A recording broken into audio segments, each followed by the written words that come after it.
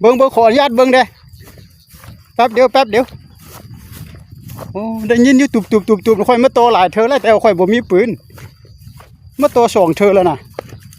โต2เธอแล้วโตเธอที่นึงอันเข้าอยู่แต่ว่าบ่ติดคืนค่อยน่ะมีคืนเอาเด้โอ้ต่อเห็นมาแล้วยิงเลยว่าบ่ได้ต่ออยู่แต่มื้อนี้นะบ่ต่ออยู่บ่ได้โตว่ะโอ้พี่น้องนี่นกกระตุ้งอยู่แถวนี้อ้ายเพิ่นจัดการเรียบร้อยเลย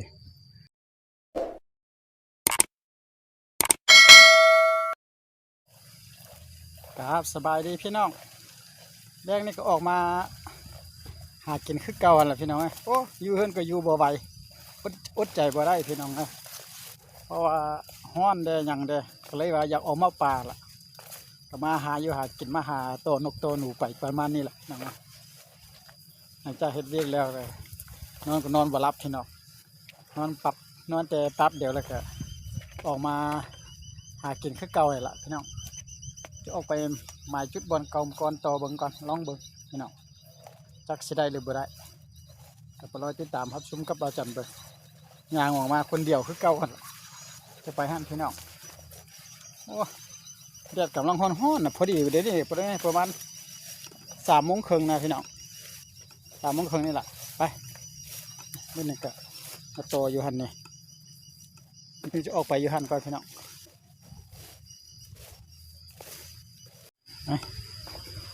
หมายเข้ามาหากินชุดก้อนกับโตอยู่หันละแต่บ่จันยังออกมาโตอยู่นี่นะแต่บ่ฮู้ว่ามันปลาหกบ่หรือว่าน้ำท่วมไปได้หรือบ่ได้บ่จักพี่น้องเอ้ยนั่นโตอยู่หันแต่ว่าจันยังไปโตอยู่ในบ่อนนี่นะอดใจไปเบิ่งก่อนพี่น้อง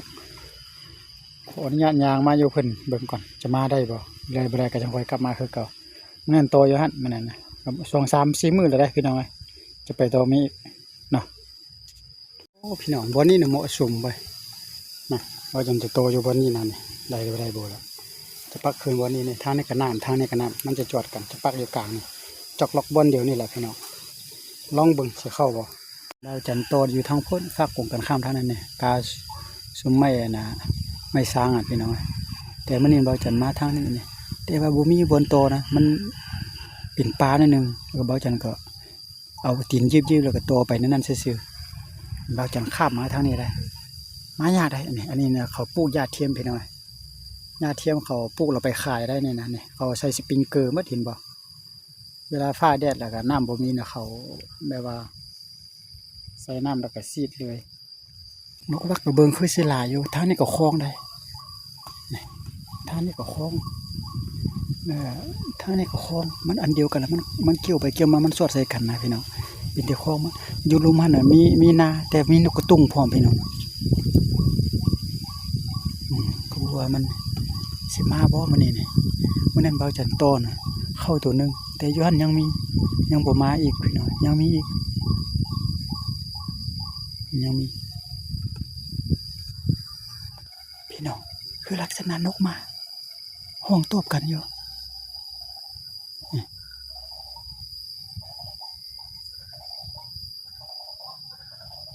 คือนกมาพี่น้องแ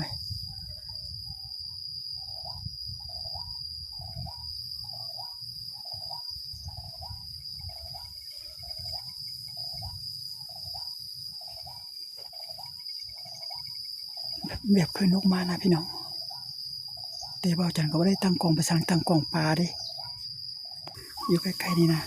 แต่มันบ่เห็นเนี่ยบนเสานะลักหัวเนี่ยนะเสาลักหัวตัวนี้นะเบื้องลักษณะคือนกมาแล้วพี่น้อง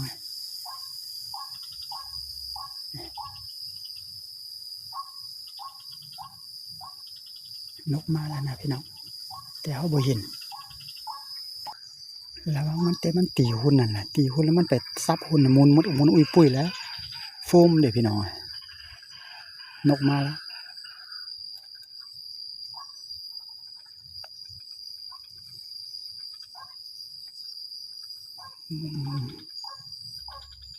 บัวมันจะเข้าบ่นกมาแล้วนะแต่บัวมันเนี่ย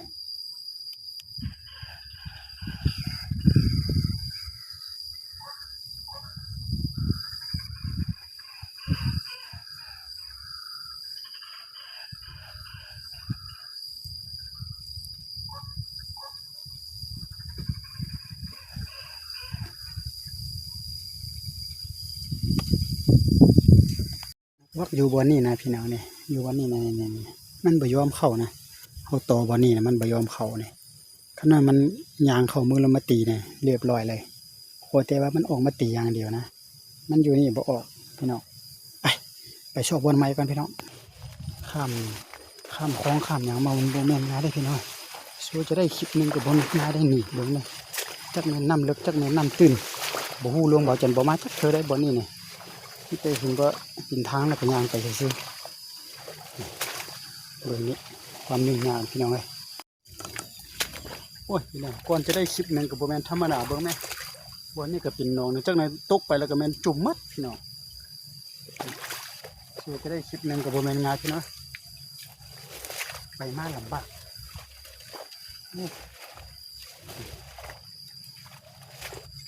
ผักบุ้งบักเดบีพี่น้องผักบุ้งอ่ะสุดยอดเลยลูกวักบ่ออกว่ะนี่แค่ห้องเซลล์อยู่ออกพี่น้องโอ้เบาจันตกใส่น้ำพี่น้องเอ้ยยังใครแต่กล้องนี่เบาจันใส่ขาตั้งกล้องแล้วจับไว้นี่ตกใส่บนนี่พี่น้องเอ้ยคิดว่าตื้นพี่น้องนั่นนี่ซุ่มไม้นี่พลาดลงไปแล้วลกเติบลงหดอยู่เพียงเอิกเลยพี่น้องโอ้ยเปียกมัดหดอยู่พี่นี่เดี๋ยวนี้เปียกเครื่องเสียงจะเป็นตาเอาบ่เป็นตาเอากับบ่ฮู้เลยพี่น้องโอ้สูจะได้ชิปเปียกมัดนะเครื่องเสียงเบาจันโตนกกันนะเปียกมัดจะได้บ่ได้บุล่ะพี่น้องเอ้ยมาโทนี่ตกไปอยู่นี่นะพี่น้องเอ้ยนี่ตกลงอยู่บนนี้คิดว่าเบาจันคิดว่าบ่เลิกปันใดฮั่นนะคิดว่าธรรมดาสุดท้ายตกเข้าไปโอ้เลิกเติบพี่น้องมาลูเปียกมัดพี่น้องมายังใครเด้นี่อันนี้จุ่มน้ำหมดละพี่น้องมาได้ละเสียงนะเสียงจุ่มน้ำหมดจักจะได้บ่ได้บ่ละ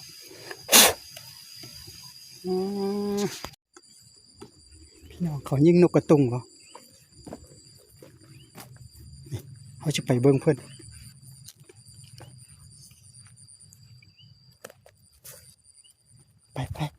ไปเบิ้งน้ำเขากัน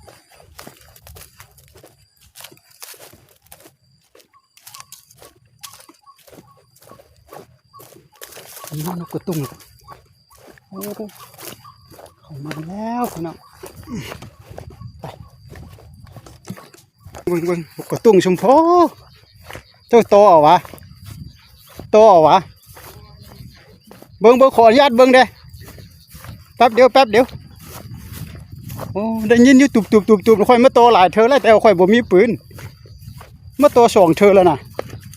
โตสองเธอแล้วโตเธอทีนึงอันเข้าอยู่แต่ว่าบ่ติดคืนค่อยน่ะมีคืนเอาเด้โอ้ต่อเห็นมาแล้วยิงเลย ว่าบ่ได้ ต่ออยู่เดี๋ยวมื้อนี้นะบ่ต่ออยู่บ่ได้โตอ่ะโอ้พี่น้องนี่นกกระตุงอยู่แถวนี้อ้ายเพิ่นจัดการเรียบร้อยเลยมีหลายตัวมื้อนั้นข่อยมานี่ไล่เชื่องกันอยู่นี่ข่อยโตอยู่หั่นล่ะมาเป็น 2-3 ตัวบ่ติดคืนเว้ยมันเกี่ยวไก่นั่นน่ะคักว่าบ่เจ้ามีปืนแบบนี้นี่เอ้ามีแต่อยู่ไกลๆแล้วซองแล้วก็เห็นแล้วก็ยิงเลยว่ะโอ้บ่ได้โตเนาะ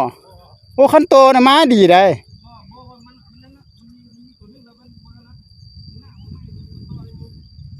โอ้คักแล้วแถวนี้เจ้าอยู่ดงบางนี่ว่ะป้าปินตาดีไปน้ำอยู่แบบนี้เรียบแล้วแหละสันนะตุบจูน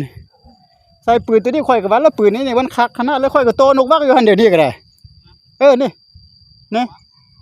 ข่อยโตนกวักอยู่คลองนี่นะพอเดี๋ยวข่อยก็ออกมาอยู่คลองอันหินเจ้าแล้วก็ข่อยก็ย่างเข้ามาเพิ่นมาแล้วพี่น้องนกกระตุงนะเรียบร้อยเพิ่นใส่ปืนน่ะปืนแบงปืนซองน่ะถ้าเราโตขึ้นเราบ่เข้าได้ยินเสียงตุบอยู่นี่อันค่อยแล้วตื่ม 2-3 มื้อจึงจะมาโตซั่นล่ะเขาจะมาโตเรื่อยๆนะเพิ่นเอาไปกินแล้วพี่น้องมื้อนี้นะนี่พอดีมาเจอนายพรานเขาบ่ได้มีนกหุ่นนกหยังได้พี่น้องเขาโตแบบว่าได้ยินเสียงแล้วก็เขาอยู่ใกล้กับซองเอาซื่อๆนะได้ยินเสียงมาแล้วเขาเบิ่งแล้วก็ยิงเลยพี่น้องบ่ได้แล้วสมพออันจึงบ่ได้กินอยู่แถวนี้บ่ค่อยมีเลยครับมาแล้วพี่น้องอาศัยแต่โตนกวักเท่านั้นนกวักบ่เห็นเขาโตพี่น้อง ตุบอยู่นกกระตุ้งอ่ะเข้ากระโตนกวักอยู่นี่พี่น้องไปมันบ่มังกระเก็บก่อนคันนี้เลยก็มาไวๆอยู่ดอกบ่มีนะบ่มายาเขาเดี๋ยวนี้เนี่ยเข้ายังตำพี่น้องเข้าตำแล้วแบบว่าเขาเบิ่งเข้ามันเห็นนะพี่น้องเขาเบิ่งอันน่ะเขาส่งไปนะเขาแบบว่ามันยังเห็นนกกระตุ้งอยู่อ่ะพอยังเห็นอยู่นะเข้าตำได้หน่อยนี่แบบประมาณซ้ำนี้นะแบบว่าเมื่อหน้าเข้าสูงมาแบบว่าเข้าประมาณเดือน7เดือน8เดือน9แล้วเขาบ่เห็นแล้วพี่น้องนอกจากแต่ว่า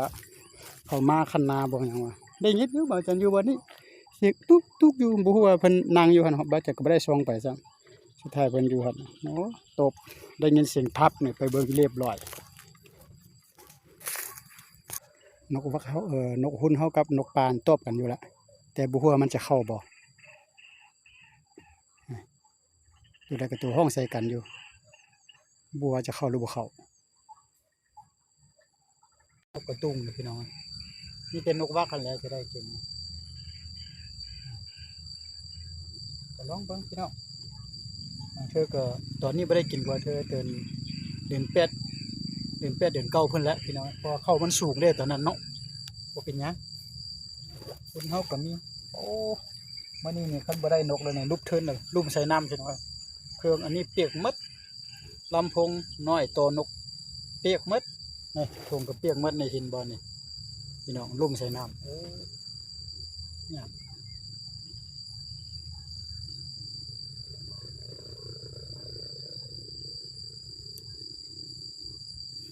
โอ้ยพี่น้อยนกอันนี้ก็มีแต่ห้องตอบกันอยู่บ่เข้าเว้ยนี่เห็นบ่มันมีซุ้มไม้นี่มันมีซุ้มไม้นี่มันอยู่ตัวนี้นะนี่บ่เข้า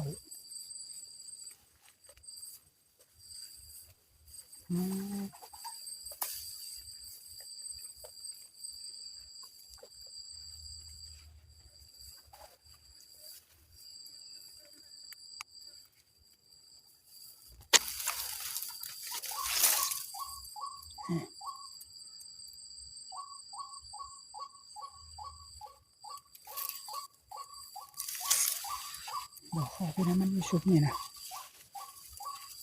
นี่